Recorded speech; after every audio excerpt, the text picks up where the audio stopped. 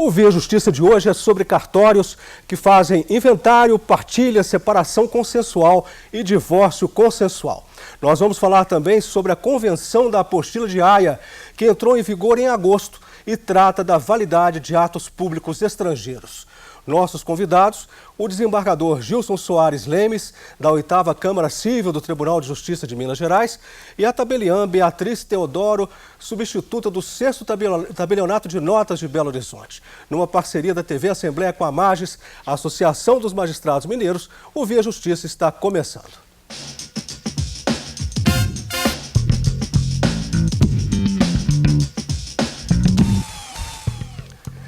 Em janeiro de 2007, entrou em vigor a lei que permite a cartórios formalizar divórcios, partilhas e inventários. 9 anos depois, qual é o balanço que o senhor e a senhora fazem da Lei 11.441? Desembargador Gilson. A partir da promulgação e do vigor da Lei 11.441 de 2007, passaram a ser aportados nos cartórios as separações, divórcios e inventários onde não há interesse de menores, né? E isso foi um desafogo para a Justiça, porque todos sabem que o Judiciário está abarrotado de processos e nós não temos como dar celeridade a todos os casos na forma que o jurisdicionado merece. Então, esses processos que a legislação permitiu que pudessem ser resolvidos nos cartórios, tem tido um sucesso muito grande, dado aí a capilaridade dos cartórios, né? Nós temos hoje em Minas Gerais mais de 3.000 cartórios, né? E a facilidade com que as partes têm de procurar e resolver esses problemas dentro das serventias. Os números que nós temos hoje em Minas Gerais são da ordem de 180 mil processos já resolvidos, de separação, divórcio, inventários, partilha, de 2007 até o final de 2016. Doutora Beatriz, como o desembargador falou, desafogou um pouco o judiciário, mas sobrecarregou os cartórios. Como que a senhora analisa esses 9 anos da lei? Na verdade, o que aconteceu foi que o cartório ficou mais próximo da população, porque a gente lida com autenticação de documentos, lida com outras espécies de escritura, mas essas questões da vida cotidiana das pessoas, inventário, separação, divórcio, nos aproximou da população. Em relação à quantidade de serviço, até que não fez tanta diferença assim não, que a gente está até numa época que a economia está muito difícil, o nosso foco de trabalho, na verdade, virou outro. Mas é uma atividade que nos agradou muito, porque a gente resolve as coisas com muito mais celeridade. Como o doutor Gilson falou, várias questões não precisavam estar no judiciário, são pessoas maiores, são pessoas capazes, existe o consenso, existe o advogado que está dando todas as orientações diante dos fatos, né, do inventário, da partilha, do divórcio, da separação. Então, é uma atividade que nos agradou muito e fez com que a população também visse qual que é a importância desse serviço para a sociedade, sabe? É um serviço muito adequado para o tabelionato de notas, vamos dizer assim. Tenho aqui mais informações. Tabelionatos de todo o país já oficializaram mais de 1.300.000 divórcios, partilhas e inventários. 500 mil apenas em São Paulo. Os cartórios evitaram um custo de 3 bilhões de reais à Justiça Brasileira. A informação é do site do Conjur, citando como fonte o Colégio Notarial do Brasil. Desembargador, como dimensionar esses números? A gente não teve acesso a esses números, mas eu acredito que eles estejam próximos da realidade, porque, como eu já informei, só em Minas Gerais, até 2016, foram 180 mil procedimentos, né, nos cartórios, né?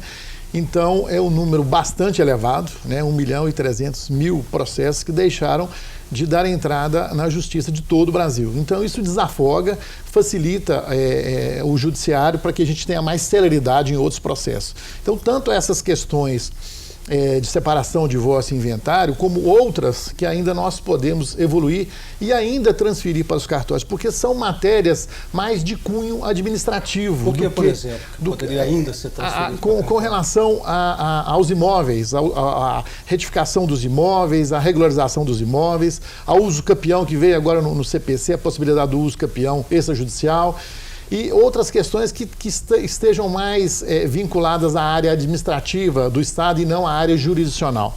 Então isso facilita para o cidadão, desafoga o judiciário e também vai ser mais uma função dos cartórios que estão em todas as cidades, em todos os distritos. Os cartórios, doutora Beatriz, estariam preparados para receber mais responsabilidades além destas que já estão colocadas? Eu acredito que sim, Carlos, porque os cartórios, eles já lidam com essas questões imobiliárias, né? Já faz parte do nosso cotidiano, já faz parte da nossa vida. E resolver esse tipo de questão, onde não há litígio, também faz parte da nossa atividade, porque os cartórios atuam justamente onde não há litígio. Então seria só uma adaptação, são coisas que a gente já analisa em outros contextos, não tem nada de dificultador dos cartórios assumirem esse tipo de atribuição, não. É até muito compatível com a atividade que nós já exercemos mesmo. O procedimento mudou muito, desembargador? Qual que seria o procedimento no cartório para a realização de separação e divórcios consensuais? A regulamentação foi feita através da resolução do CNJ, após a edição da lei, teve a resolução do CNJ e teve também os provimentos das corregedorias estaduais. Então hoje os cartórios já estão adaptados ao procedimento, as partes têm que procurar os cartórios com a documentação necessária, né? E os cartórios, então, vão verificar se toda a documentação está adequada. A parte tem que estar acompanhada de um advogado, né, para poder dar início ao procedimento. E o cartório, então, vai tramitar aquele procedimento o mais rápido possível. Deve ser destacado que, no cartório, a parte geralmente procura já levando toda aquela documentação necessária, porque o cartório só vai pegar aquela documentação se estiver realmente correta, se estiver realmente tudo pronto. E no judiciário, normalmente a pessoa entra, por exemplo, no inventário com a procuração do interessado e com um atestado de óbito. E não junta os demais documentos. Então aquilo o juiz tem que ficar despachando e pedindo para juntar documentos, esperando. Aquilo é muito moroso. E lá no cartório, normalmente o cartório exige que se apresente a documentação já na entrada dos documentos. E isso realmente acelera lá dentro do cartório e a parte tem uma resposta mais rápida, né? Qual que é a documentação, doutora Beatriz, para divórcio e separação consensuais? A documentação inicial é a das pessoas, né? As pessoas se identificam com seus documentos de identificação, apresentam a certidão de casamento, que no nosso caso ela deve estar atualizada com data até 90 dias, e quando há bens a serem partilhados, há a apresentação da comprovação da propriedade dos bens, há também expediente para a Secretaria de Estado da Fazenda, quando há bens a serem partilhados, para análise de incidência ou não de imposto. Então isso que o doutor Gilson está falando é uma coisa muito interessante, que na verdade o procedimento alterou um pouco em benefício da celeridade e do atendimento da população. Porque no judiciário as coisas iam acontecendo aos poucos. A documentação ia aparecendo aos poucos nos processos. E no cartório tudo é antecipado. Quando chega a hora do tabelião de notas, lavrar a escritura no livro de notas para as pessoas assinarem, tudo já foi resolvido com relação à documentação e daí para frente a escritura vai cumprir a sua finalidade. Na separação e no divórcio, por exemplo, a escritura vai ao registro civil das pessoas naturais para averbação da alteração do estado civil, vai ao registro de imóveis para transmissão de propriedade quando há o para registro da partilha, vai ao DETRAN para transferência de veículo, vai ao banco para liberação de recursos. Então, quando a escritura é lavrada, isso tudo já foi resolvido. Então, a escritura sai do tabelionato já para cumprir a sua finalidade. E no processo judicial, às vezes, isso não acontecia dessa forma. Às vezes era expedido um formal de partilha num processo de divórcio, por exemplo, sem o cuidado da descrição correta do imóvel nessa partilha, sem o cuidado da análise profunda dos documentos que eram apresentados de propriedade dos bens. Então a pessoa pegava o documento, pegava esse formal de partilha judicial, ia a um registro de imóveis, por exemplo, para registrar e começava um tanto de exigência, apresenta aquilo, apresenta isso, regulariza a construção e as coisas não aconteciam da maneira como deveriam ser. Então, nos tabelionatos, essa característica modificou muito, porque isso também possibilitou que a pessoa tivesse um título que vai surtir o efeito de uma maneira muito mais adequada. O Via Justiça faz agora um rápido intervalo e voltamos em instantes.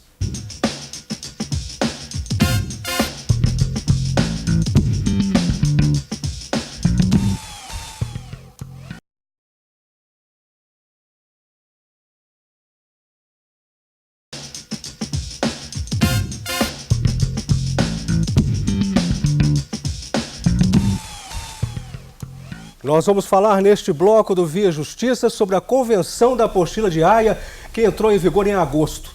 A convenção fala sobre a validade de atos públicos estrangeiros. Participam do programa o desembargador Gilson Soares Lemes, da 8ª Câmara Civil do Tribunal de Justiça de Minas Gerais, e a tabeliã Beatriz Teodoro, substituta do 6º Tabelionato de Notas de Belo Horizonte. Desembargador, o que é que diz a apostila de Haia? O que é que significa a palavra apostila?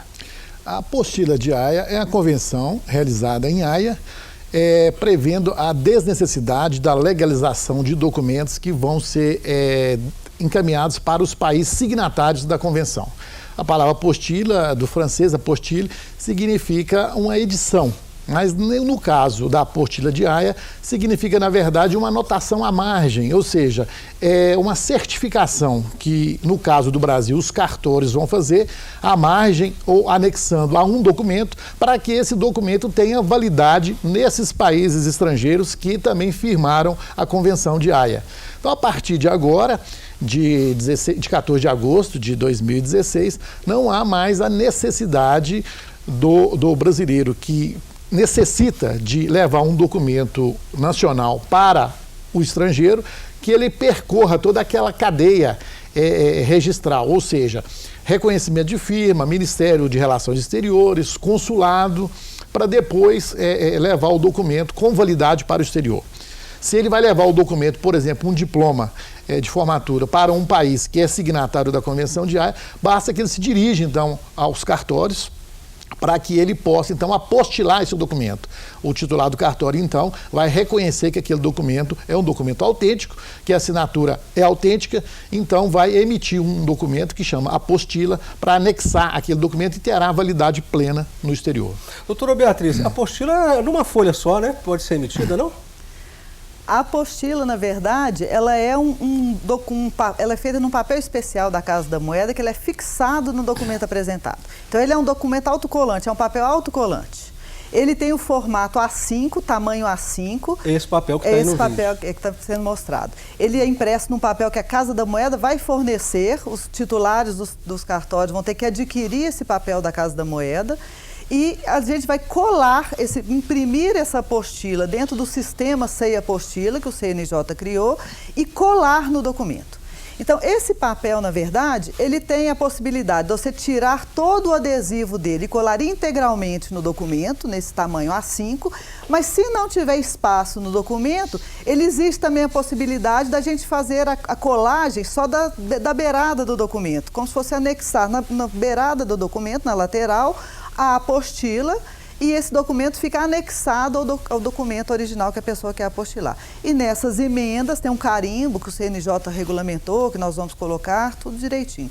E a ideia é que com essa conferência que os cartórios vão fazer, que esse documento seja aceito nos países signatários da Convenção de Haia. Desembargador, e qual que é o papel do CNJ em relação à apostila de Haia? O papel do CNJ foi fundamental, porque através da iniciativa do CNJ foi possível desenvolver, né, dentro do Brasil, interesse para que o governo brasileiro fosse também signatário dessa convenção, que já tem alguns anos, né? E então, com a intervenção do CNJ, nós conseguimos agora, a partir de agosto, implementar dentro do Brasil essa Convenção de Haia.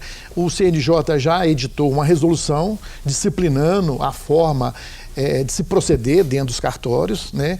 E eu acredito que cada estado, cada corregedoria estadual também deve emitir um provimento próprio, inclusive com relação à forma de selo, de autenticação, de taxa de recolhimento.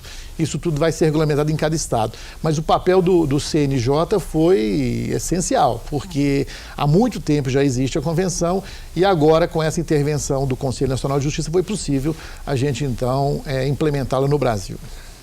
E essa questão que o doutor Gilson está colocando é bem interessante, porque a Convenção de Haia é de 1961 e o Brasil só se tornou signatário em 2015, e agora que o trabalho começa. E o CNJ determinou quem seriam as autoridades no Brasil que poderiam fazer a apostila. E além dos cartórios, que todas as especialidades vão poder atuar, né, dentro das suas próprias atribuições, por exemplo, o tabelionato de notas é o responsável pela autenticação de documentos avulsos. Então, ele vai apostilar qualquer documento emitido aqui no Brasil. O registrador civil vai apostilar os documentos emitidos por ele, porque ele tem a atribuição de emitir a certidão e ele vai poder apostilar os documentos dele. O registro de imóveis a mesma coisa, tabelionato de protesto, registro de títulos, documentos. Então, todos, na verdade, vão poder apostilar. E o CNJ determinou que, além dos titulares de cartório, os documentos judiciais vão poder ser apostilados pelos corregedores de justiça e pelos juízes diretores do foro. Então, são essas autoridades que o CNJ autorizou que fizesse o apostilamento de documentos. Então, a princípio, essa resolução do CNJ colocou que os cartórios das capitais começariam a atuar agora em agosto. Mas isso só por uma questão logística, porque a própria resolução diz que qualquer outro cartório que quiser começar a trabalhar com a apostila, é só pedir autorização para o CNJ que eles credenciem o cartório para trabalhar. Então, por uma questão logística, para as coisas se iniciarem nas capitais, todos os cartórios das capitais começam a trabalhar com a apostila neste mês de agosto. Agora, quantos países são signatários da convenção, desembargador? Com o Brasil, agora nós somos 112 países signatários. Então, se o documento tem que ser endereçado para um desses países, o procedimento é a apostila. Se for endereçado para outro país que não é signatário, o procedimento é o antigo, com a legalização via Ministério das Relações Exteriores e Consulado. Quer dizer, mas houve a redução total da burocracia ou ainda tem alguma exigência, como, por exemplo, reconhecimento de firma? Isso vai depender do que o país destinatário do documento exige. Se o país destinatário exige, por exemplo, que o documento tenha reconhecimento de firma de quem o assina, então o cartório fará, além do reconhecimento de firma, o apostilamento do documento. Então isso, o próprio usuário é que vai ter que trazer essa informação. O que o país destinatário exige do documento? Né? Se não exige reconhecimento de firma, vai bastar o apostilamento e o documento estará legalizado para ser apresentado no exterior. Então, é a pessoa que precisa que vai falar, não é o cartório. O cartório, em tese, não sabe o que lá fora exige, não é isso, doutora Beatriz? Na verdade, é isso que as pessoas precisam compreender bem. O papel do cartório é fazer o apostilamento do documento. Tem o procedimento adequado, a forma especial, os cuidados que o tabelião deve tomar, isso tudo os cartórios já sabem. Agora, o que o país que vai recepcionar o documento, o que a instituição que vai recepcionar o documento no exterior exige, não tem como o cartório saber, porque isso cada um vai ter o seu critério. Então, por exemplo, uma pessoa tem um diploma brasileiro, precisa apresentar numa universidade no exterior de um dos países signatários da convenção. Aqui no nosso país, os diplomas muitas vezes têm as assinaturas escaneadas. Isso até inviabiliza reconhecimento de firma no cartório. Mas é um diploma num papel especial, ele é oriundo daquela universidade mesmo. A gente já lida com isso na autenticação de documento em cartórios, a gente tem como analisar esse documento. Mas se o país que vai recepcionar vai aceitar um diploma com assinatura escaneada ou não, não tem como o cartório saber. O Via Justiça faz mais um intervalo e voltamos em seguida com o bloco final do programa.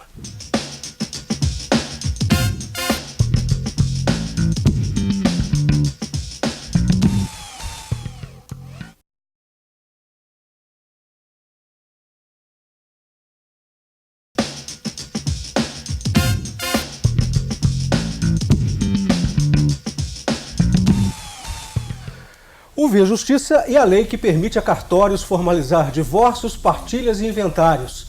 A Convenção da Apostila de Haia é sobre validade de atos públicos estrangeiros. E agora, nesse bloco, o direito internacional privado.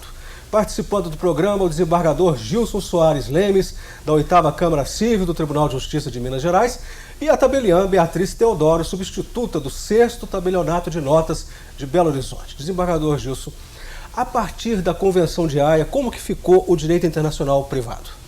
As relações do Brasil com outros países, que envolve o direito internacional privado, o direito internacional público, na verdade, as relações não foram modificadas, né? Na verdade, o que nós temos com a Convenção de Haia é uma facilitação, uma desburocratização da documentação brasileira que vai ser destinada ao exterior, que vai ser destinada aos países que assinaram a Convenção de Haia. Então, na verdade, as relações permanecem as mesmas, as regras são as mesmas, né? Mas nós temos agora essa facilitação, né, de levar um documento emitido por uma autoridade brasileira para o exterior com validade plena a partir do momento que ele é apostilado em um cartório autorizado pelo CNJ. Doutora Beatriz, as pessoas perguntam muito quando vão ao cartório sobre essa questão do direito internacional privado? As pessoas que lidam com outros países em relação à documentação, a direitos aqui, direitos de outros países, elas perguntam muito. Aqui no Brasil a gente tem uma demanda grande de estrangeiros que vêm para cá, de brasileiros que vão no exterior, e essa pergunta acontece nos tabelionatos de notas. E com essa questão do apostilamento dos documentos, da apostila de Haia, as pessoas estão, nesse momento, querendo saber muito, existe muito essa demanda de envio de documentos brasileiros para o exterior. E acredito que com a apostila essas coisas vão se facilitar e as coisas vão ser normatizadas. Porque hoje a gente sabe que tem que ir no Ministério das Relações Exteriores e tem que ir nos consulados. E as regras de cada consulado são diferentes. E as pessoas às vezes não entendem bem por que o consulado pede isso, que às vezes chega no país destinatário do documento, a exigência lá nem precisava ser aquela, então as coisas ficam meio em desacordo. Com essa uniformização que a apostila de Haia trouxe, a ideia é que esses documentos tramitem melhor, né? Que a aceitação desses documentos brasileiros no Brasil seja melhor. Então, essas relações internacionais nessa parte documental vão ficar muito facilitadas com essa questão da apostila. A senhora disse no bloco anterior que as decisões judiciais também passam pela apostila de Haia, é isso? Sim. Os documentos judiciais também passam pela apostila, só que a autoridade apostilante, nesse caso a autoridade apostiladora, vão ser os juízes, os diretores do foro e o corregedor de justiça. Esses não vão para os tabelionatos nem para os registros públicos. Então, isso significa, desembargador, que acabam as cartas rogatórias, a homologação de sentença estrangeira, isso acaba? Não, as cartas rogatórias continuam. O que muda é a questão da validade do documento emitido pelo Poder Judiciário.